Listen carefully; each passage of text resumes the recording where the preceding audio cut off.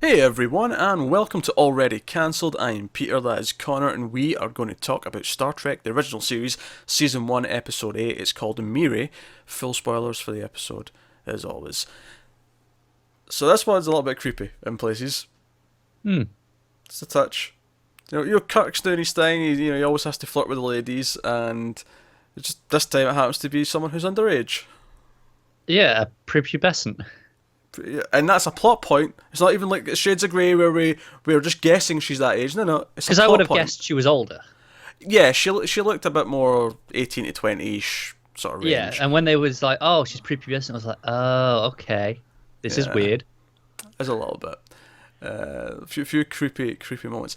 That said, I like this episode Hmm. for a few different reasons. One, I like the whole, even though it's kind of a plot hole. Well, I say plot hole. It's not a plot hole. It's just unexplained. They find this planet. They get this distress call, this beacon from this planet. Which, when they look into it, oh, this is a lot like Earth. It's almost exactly like Earth. And when they go down, it's like an Earth street, and they even point out, oh, it's just like roughly 1960. Uh, Isn't that convenient? yeah, which is weird because it still felt like a set. It felt like a bat lot. It did. This pops up quite a bit though, like where they go to Earth in the '60s. It's Yeah, just like, well, but that's not my. I mean, that's obviously something they do, and obviously it's because. But I feel like they actually don't use it properly here because they say, okay, it's the 60s, but they use a back lot and they don't use a real street. and it's completely irrelevant that it's anything like Earth for the rest of the episode. Yeah, and they never bring it up. They never explain why it's like Earth from the 1960s. It just is. It doesn't even matter. It's just It could have been any time period. It could have been any other planet. It could have been an alien-looking planet with it didn't different have to look streets. exactly like Earth at all. No, but okay. The explanation might be, oh, it was because obviously it's cheaper and they could make it just be present day. But the problem is, but then why have they got on a back? I mean, sure they don't want you to go out and shoot in an actual street, maybe. But I feel like why are you using that crutch if you're going to have to design a backlot anyway? If you're going to have to design a set, Unless they've like just took it from another show. probably It was just a pre-existing one that was lying around on the lot. that's probably what happened. But it feels like it's harder to forgive when that's the Yeah. sequence of events. It feels like they're being extra Like, I don't mind cheap. when it plays into the plot of what's going on. Like Yeah, especially if like I guess, yeah. I guess that's the main problem with it is that it never comes up, so it does just feel kind of like a cheap little. yeah, We had this backlot lying around. We we would decide to save some money for an episode. Yeah, and we dressed it up a little bit, and I guess that's where they went with it. Yeah, probably is. If you look into like Star Trek trivia, I bet this is probably the town from another TV show. Because there's even one point they're even in a school classroom. There's like a Yeah. hospital room they're in at one point. I feel like this is probably just a series of sets from different shows that maybe Almost definitely. that either finished or were not getting used at that time of the year or something. But Yeah, I'd put money on that being the case. that's what it feels like. But I like the episode. So the plot of this one is they go down. It seems like there's no one around, but then they find this girl named Miri, who, as we find out, is a bit younger. Gets this weird creepy bond with Kirk, where she seems to like him, which is fine. Like her being attracted to him is kind of fine because it's kind of normal for teenagers to look up to Yeah, other and it's people. kind of addressed as well. It's like she's Yeah, at that age where, yeah. She's just and then she's never really seen an adult man in a long time. yeah, and she's at that age where it makes sense she's got a crush on the guy. The way Kirk kind of responds and the way the camera kind of lingers on, he's like staring back at her, a little bit creepy, a It is. little bit It creepy. is. But then they find out that it's only kids that are left on this planet, and the kids that are here have been here for hundreds of years. Whatever caused this thing, we find out it was a virus. They were working on something, and it spread a disease that made all the adults go crazy. Once you've went through puberty, you get this disease, and it stopped the kids from aging as quickly. It was like what one. 1 month. Every 100 years, they age 1 month. Yeah, so they've been around for a long time. Long time. But she's at that stage now where she's got maybe 6 weeks left in real time before she starts getting the Yeah. disease. Actually, she ends up having it by the end of the episode. I think it's but 6 weeks before she'll succumb to the disease. okay, sure. I wouldn't have complained about that anyway because it's just a rough estimate based on the Yeah, 10 minutes that McCoy and Spock have had to. yeah. I think McCoy was saying that because we've got it as adults, it affects you really quickly. But if you get it as a child, then you'll get it, but it'll evolve slower. It'll progress slower. Yeah, so that's the sort of setup and that's the sort of predicament they're in. I do want to point out though, 2 red shirts come down with them, and not only do they survive, they actually get less affected by the disease, probably because they didn't want to spend as much money and time on makeup for them. Because obviously Spock doesn't get any like symptoms. They establish he's just a carrier because he's a different species. He's not, he's not human, so that's fine. Yeah. But Kirk, McCoy, and Yeoman all have, visible big splotches of things that appear and gradually get bigger throughout the episode. The red shirts, they've got like a little smudge on their face. It amuses me. There's a few times near the start of the episode when they're investigating, before they find Miri, I think, and Spock's like, "Hey, you two, go over there," and they run off. I'm like, "All right." I was like, "Okay, this is where they're dying," and then they just don't. So not only did they not die, they get less affected with it. It's almost like a weird perk of being a red shirt where you're not as important, where in this case they face less threat than everyone else. Yeah, exactly, because no one cares if they die. No one cares if they're in danger. So sometimes being a red shirt's actually a superpower. It's the opposite. Exactly. It's nice to see have some benefits every so often. But we find out that Miri's actually still in cahoots with, even though she seems like she's being friendly, she's in cahoots with all these other kids who hate adults. They have their, I can't remember what the words were for them, they've got their own names. Grups, there you go. They call adults grups, and they've not seen grups in a long time. We also find out that the food's almost done as well, that they've had enough food to survive this long. Yeah, because it's been about 300 years, I think they said. And they've got maybe 6 months left. So, but the reason why I like this episode is it becomes this kind of commentary on the other. And what I mean by that is, human beings as a species, we're very clan-like and territorial, and you become... And this is kind of where racism and stuff like that comes from, where you see, oh, we're part of this group, and we've always been part... Oh, there's another group that have come in. Oh, what's this different type of person? And it kind of becomes a moral play on that, where the kids see the adults as this different group, and they're hostile towards them, and they try and stop them. And it all results in Kirk convinces Miri that they're not the enemy, and he has to come in and convince them all, look, we're not different from you, we're here to help. But the way he has to convince them, and their prejudice, and you're the other, you're the person that's going to cause us harm, and you're evil, and you're just going to go crazy because that's what you're like, you're this type.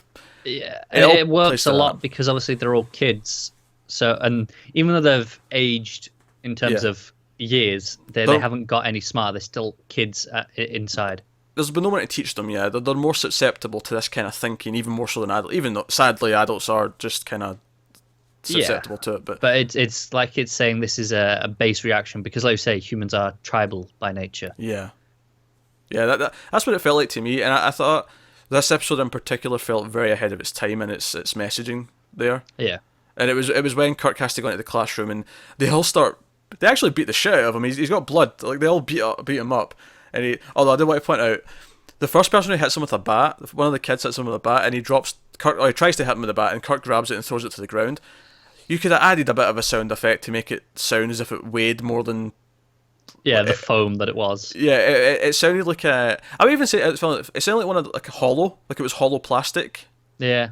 So it was almost like when you drop like a tube, like an empty tube of something on the ground. That's what it sounded like. I was like, add a sound effect, make it sound... I'm actually extra surprised, given that this is the remastered versions that we're watching through, that they didn't add one in. They didn't just add a little clank or a little... Yeah, because obviously they fixed a lot of things visually. I just surprised they didn't add in that. It's not like it would have taken much time. Yeah, but that was there, and I think the messaging in that sense was quite good. And obviously, being Star Trek, Kirk does convince them in the end. Yeah, Kirk gives a Kirk speech. He gives a Kirk speech, and he does the thing, and it's kind of what Star Trek is. I think it becomes more, and I've not seen much of Next Gen, but I'm very familiar with Picard. Is even more diplomatic. That's Picard's thing. He gets very... He's all about reasoning, and Kirk does that to an extent, but at the same time, it's the 60s and it's an action show, so sometimes it does come down to punching and stuff. More than sometimes. Yeah. Which, by the way, why is it whenever people land on a post-apocalyptic world, or there is a post-apocalyptic world on Earth, why is it always a tricycle that's the thing lying in the ground? Always. Without fail. I think this is something that is to do with the 60s thing, because I always associate, whenever I see that, it's associated with like, oh, it was post-apocalyptic from around the 60s. Ah, and during the Cold War era, yeah. So I think it's just associated with that time period rather than maybe post-apocalyptic itself. Yeah, I feel like even like Terminator 2, when you see like the burning, there's even a tricycle in that. Yeah, there's bikes as well, I think, but it is. I know what you mean. It's one of those things. It's always a tricycle. I wonder if it's because it's inherently childlike, because it's children that ride the tricycles. Oh, of course, yeah. You're going for this is how bad the apocalypse is. The children have died. Yeah, and ironically, in this episode, they've not. They're the ones that have survived. Yeah, but it's an easy way of showing that, isn't it? Yeah, no, there's reasons. But there's other child things you could pick. You could, I guess. The just works. The aforementioned Terminator 2 has a whole playground on fire. Well, yeah, but if you don't want to go quite that far. But it always seems to be a tricycle. That's all I'm saying. Specifically turned upside down, one of the wheels spinning.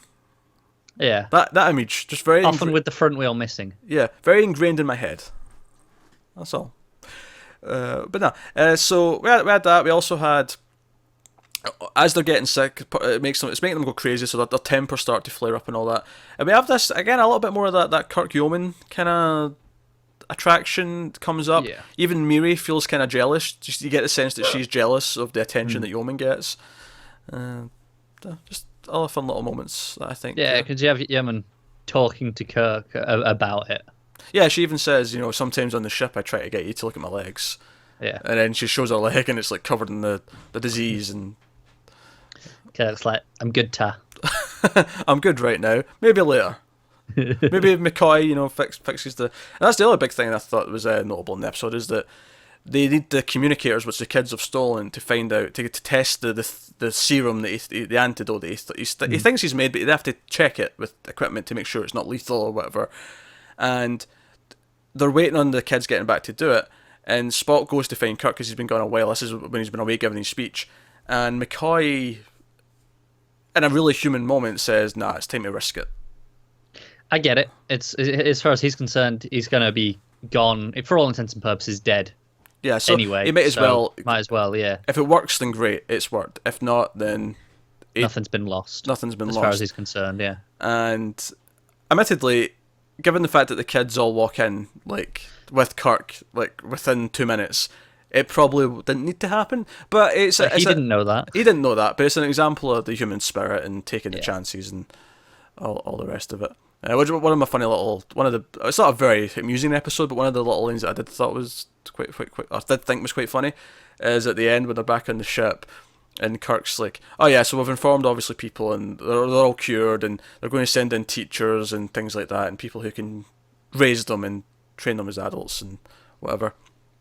And McCoy says something like, some disciplinary individuals as well. Yeah. He jumped to that. He's like, yeah, they're a bunch of troublemakers.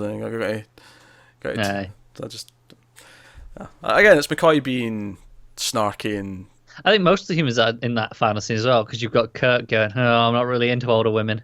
Oh yeah, that was a pretty funny line as well, actually. Yeah. But again, that was kind of flirty with Yeoman again. It was.